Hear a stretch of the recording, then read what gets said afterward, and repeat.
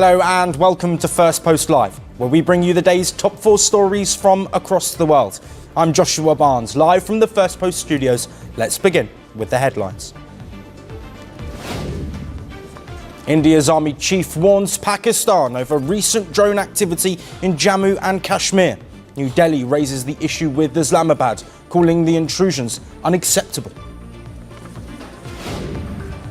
Somalia cancels all agreements with the United Arab Emirates as tensions rise over Israel's recognition of Somaliland.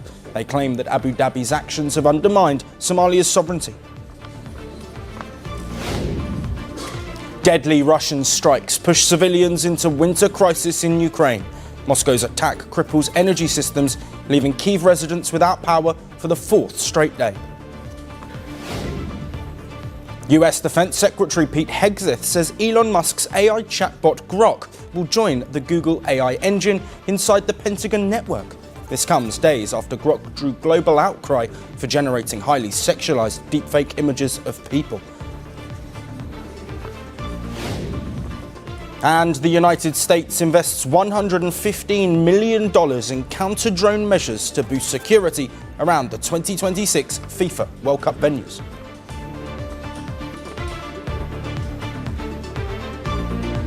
We begin with the latest from Iran. At least 648 people have been killed in clashes between demonstrators and security forces. And in Washington, President Donald Trump is considering his next move, confirming that a wide range of options are on the table, including cyber operations and military strikes. The White House said airstrikes are among many possible responses, but emphasized that the US president is still interested in dialogue. Diplomacy is always the first option for the president. He's told all of you last night that what you're hearing publicly from the Iranian regime is quite differently from the messages the administration is receiving privately. And I think the president has an interest in exploring those messages. However, with that said, the president has shown he's unafraid to use military options if and when he deems necessary. And nobody knows that better than Iran. Well, President Trump has also announced sweeping economic measures. He said any country that continues to do business with Iran will face a 25% tariff on exports to the United States, effective immediately. Iran, already under heavy US sanctions, maintains trade relationships with countries including Turkey, Brazil, Iraq, Germany, the United Arab Emirates and India. The latest move deals a fresh blow to Iran's trade as Tehran continues to rely heavily on trade including oil, with China remaining its largest buyer. Now, China has criticised the move, warning it will take necessary steps to protect its interests and opposing what it calls unilateral sanctions. In Tehran, Foreign Minister Abbas Araghchi said dozens of mosques and hundreds of ambulances have been torched since the unrest began. The Iranian government has accused foreign actors of stoking the protests and says it has detained groups it describes as terrorists. And as Iran grapples with widespread anti-government protests, reports are now showing a different scene on the streets of Tehran. Iranian President Masoud Pezeshkian took part in a pro-government rally in the capital. Pezeshkian was seen walking among supporters marching through Tehran's streets in a show of solidarity with the Islamic Republic. The rally appears to aim at projecting unity and control as the government faces one of its most serious waves of unrest in decades. Iran's supreme leader, Ayatollah Khamenei, took to social media on Monday to praise participants in state-backed demonstrations across the country. And while addressing a large pro-government rally in the capital, Iran's parliament speaker issued a direct warning to US President Donald Trump. Listen in. To the delusional and arrogant president of the United States, I say this. We, the people of Iran, repeat the words of our dear Haj Qasem. To you, Trump, the gambler. We are your opponent. We are waiting. We are ready to face you. Come and see how all your assets in the region will be destroyed. Come and see what will happen to American bases, ships, and forces. Meanwhile, reports say negotiations between Washington and Tehran would almost certainly focus on Iran's nuclear enrichment program. Iran, however, has not abandoned its aim to enrich activities. Iran's internet blackout is now approaching the 4-day mark, further cutting the country from the outside world as protests continue. The European Parliament has barred Iranian diplomats from its premises, citing human rights abuses. The European Union said that it is ready to take further action if the situation does not improve. We do stand in full solidarity with the Iranian people, and we condemn the use of force against demonstrators. We are appalled by the reports of casualties. We stand ready to propose new, more severe sanctions following the violent crackdown on protesters. This is a decision for member states to take unanimously in the Council. Well, the protests sparked by a collapsing economy and a sharp fall in the Iranian rial have spread to cities and towns nationwide. As Iran remains at crossroads, with protesters not backing down despite brutal crackdowns, many are now asking, is this the start of a revolution? Moving on now to the Arctic, where a frozen island has become a global flashpoint, raising questions that could test the foundations of NATO. Greenland has spoken, and it has said no to a US takeover. On Monday, Greenland's government announced that it will intensify efforts to ensure the defence of the island takes place strictly under NATO. And in the same breath, it rejected US President Donald Trump's renewed ambition to take over the territory. Trump believes the United States must own Greenland. His argument is familiar. If Washington doesn't act, China or Russia might. Greenland disagrees. In a statement, the coalition government said all NATO members, including the United States, already share a common interest in Greenland's defence. There is no need for ownership, and there is no room for a takeover. Greenland is an autonomous territory, but is part of Denmark. Denmark is a NATO member, and by extension, Greenland falls under NATO's collective defence umbrella. The message was unambiguous. Greenland will always be a part of the Western Defence Alliance, but it will not be American property. This timing matters. Trump floated the Greenland idea again after the dramatic capture of Venezuela's President Nicolas Maduro. Soon after, the White House confirmed that Trump was considering making an offer to buy Greenland. When asked if a deal had been made, Trump said no, but insisted Greenland should agree to keep China and Russia out. If we don't take Greenland, Russia or China will. And I'm not letting that happen. We're talking about acquiring, not leasing, not having it short term. We're talking about acquiring. And if we don't do it, Russia or China will. And that's not going to happen when I'm president. And the rhetoric escalated further when the White House said a military option was being considered. That is where NATO comes in. Collective defence is the alliance's core principle. Article 5 states that an attack on one member is an attack on all. It has been binding since 1949, and it has been invoked only once after the September 11th attacks. But there is a catch. Article 5 requires unanimous agreement. A conflict between two NATO members creates a deadlock. The alliance cannot go to war against itself. That is why Denmark has issued a stark warning. The Danish Prime Minister recently said a US military takeover of Greenland would mean the end of NATO. Firstly, I believe that the American president should be taken seriously when he says that he wants Greenland. But I also want to make it clear that if the United States chooses to attack another NATO country militarily, then everything stops. That is, including our NATO, and thus the security that has been provided since the end of the Second World War. So why Greenland? Well, 80% of the island is covered in ice. Its population is small, its economy depends largely on fishing and Danish subsidies. But beneath the ice lies strategic value. Rare earth minerals, uranium, iron, possibly oil and gas. As climate change melts the ice sheets, access becomes easier and competition sharper. This is not new for Trump.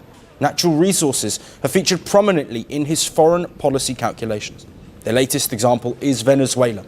Yes, America has a military base there since World War II, but Greenland has been moving steadily towards independence since 1979, and every elected party supports that path.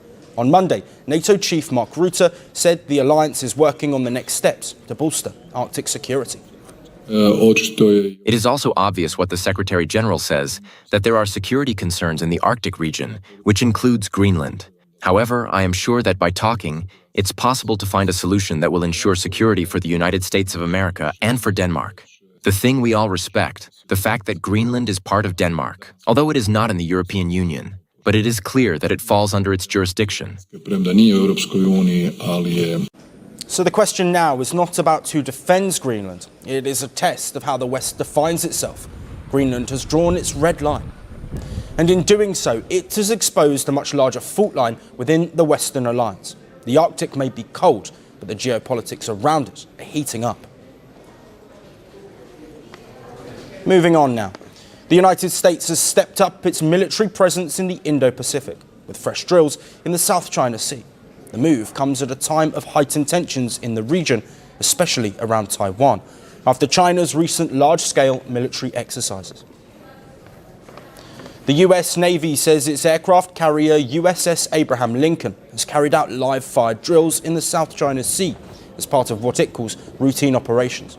The carrier, which reportedly sailed from San Diego in late November, has been operating in the region for the past several weeks. In simple terms, the US Navy says these drills were meant to check how prepared the ship and its crew are to face any threat. The training included aircraft taking off and landing on the carrier, refueling while at sea, and practicing emergency situations. It also covered handling explosives safely. On January 8th, the carrier also carried out a live fire exercise using its Phalanx close-in weapon system, a radar-guided gun mounted on the ship. This system is designed to shoot down incoming missiles, enemy aircraft, or small attack boats that get too close. The US Navy says such patrols are regularly conducted in the Indo-Pacific to discourage aggression, reassure allies, and maintain stability. The Abraham Lincoln and its accompanying warships remain deployed in the South China Sea as part of these operations. And these US drills come days after China carried out major military exercises around Taiwan on December 29th and 30th, codenamed Justice Mission 2025. Beijing said its forces completed the drills successfully, with Chinese naval and air units operating around the island and rockets fired into nearby surrounding waters. China's exercises rehearsed a possible blockade of Taiwan and included simulated attacks on sea and air targets, as well as anti-submarine operations. Chinese officials said the drills were also meant to warn outside powers against intervening in what Beijing calls its internal matter. I once again call on everyone. In the face of China's grave military ambitions, Taiwan has no time to wait, nor any time for internal strife. We may hold differing views on many issues, but without a resilient national defense, there will be no nation nor any space for debate. Investing in national defense is investing in peace. From China's recent military exercises, we can see that the PLA's drills included scenarios specifically targeting Taiwan's newly added defense capabilities as mock adversaries. Well, Taiwan is crucial, not just strategically, but economically. It sits on some of the world's busiest shipping routes and plays a key role in global trade, especially in the supply of advanced computer chips used in everything from smartphones to cars. Meanwhile, a recent Pentagon report says the US believes China is preparing its military to be capable of taking control of Taiwan by 2027. China has repeatedly claimed Taiwan as its own territory, while the island considers itself self-governed and has rejected Beijing's claims. With both the US and China increasing military activity, tensions around Taiwan continue to rise, raising concerns about stability and security in one of the world's most important regions. And for our final story, shockwaves across Silicon Valley as Meta is bracing for another major shakeup. Mark Zuckerberg is preparing to cut jobs with nearly 10% of the workforce on the chopping block. This year has barely begun. The trouble is already knocking at the doors of Meta's employees. Mark Zuckerberg is preparing fresh layoffs, this time inside Meta's Reality Labs division. According to the New York Times, hundreds of jobs could be cut this week. This comes as Meta shifts focus away from the metaverse and doubles down on artificial intelligence. Metaverse is a virtual 3D world where people can interact, work, or play. Users navigate it through avatars and virtual or augmented reality technology. The cuts are expected to hit nearly 10% of Reality Labs' workforce, about 15,000 employees. Now, the final number could be higher. An announcement could come as soon as Tuesday.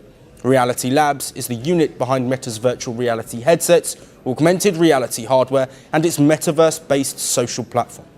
At present, it represents about 19% of Meta's total global workforce of roughly 78,000 people. The layoffs are expected to fall hardest on teams working on the virtual reality hardware and the metaverse social network. Meta's Chief Technology Officer, Andrew Bosworth, has called an urgent meeting for Wednesday. Staff have been told to attend in person, no exceptions. Bosworth has described it as the most important meeting of the year, a clear signal of high stakes as uncertainty deepens inside Meta's Reality Labs. This is the most important meeting of the year. All the staff have to attend the meeting. No exceptions. This year likely determines whether this entire effort will go down as the work of visionaries or a legendary misadventure. Well, amid the reports, Meta has declined to comment. Just last month, the company said it was shifting investment from the metaverse towards AI-powered glasses, while insisting no broader changes were planned. But the numbers tell a different story. Reality Labs has recorded more than $70 billion in losses since it launched in 2020. In the most recent quarter alone, the division lost $4.4 billion, bringing in just $470 million in revenue. This even as Meta posted strong overall results driven by advertising and AI-related investments. Mark Zuckerberg, Meta's chief executive, has ordered senior leaders to tighten future budgets. At the same time, he is ramping up spending on artificial intelligence. Zuckerberg has positioned AI as the backbone of Meta's long-term future, signaling a decisive shift in strategy and a new chapter for the tech giant. Meta is investing tens of billions of dollars in data centers and offering lucrative pay packages to lure top AI researchers. This move comes as competition intensifies with rivals like OpenAI and Google. However, not all teams are expected to be affected. According to the report, groups working on augmented reality wearables, including Meta's Ray-Ban smart glasses with built-in cameras and AI assistants, are likely to be spared major cuts. For now, uncertainty grips Reality Labs as Meta redraws its future, placing its biggest bets not on the metaverse, but on artificial intelligence. For Meta employees, the message is unmistakable. The era of bold metaverse bets is giving way to an all-out race for AI dominance. As budgets tighten and jobs hang in the balance, the company's priorities are shifting fast. Meta's future is being rewritten in real time, with artificial intelligence at the center and thousands left waiting to see where they stand. Well, that's all we have on the show for today. We'll see you again tomorrow at the same time. Until then, thank you for watching.